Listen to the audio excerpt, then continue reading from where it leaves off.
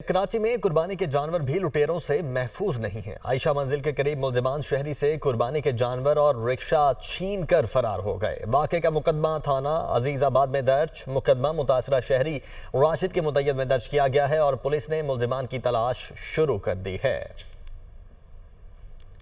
तो कराची में कुर्बानी के जानवर भी लुटेरों से महफूज नहीं हैं। शहबाज खान कराची से हमारे साथ मौजूद हैं। शहबाज, कब ये वाक़या पेश आया?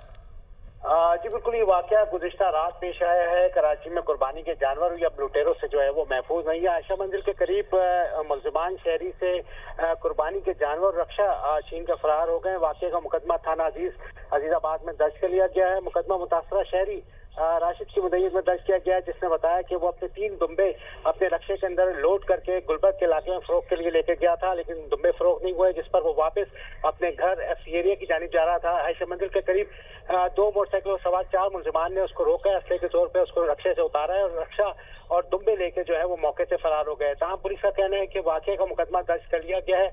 मुतासरा शहरी की मदद के लिए हर मुमकिन जो है वो कोशिशें की जा रही है और साथ ही साथ मुल्जिमान की गिरफ्तारियों के लिए भी जो है वो छापे मारे जा रहे हैं। जी ठीक है, बहुत शुक्रिया आपका शहबाज।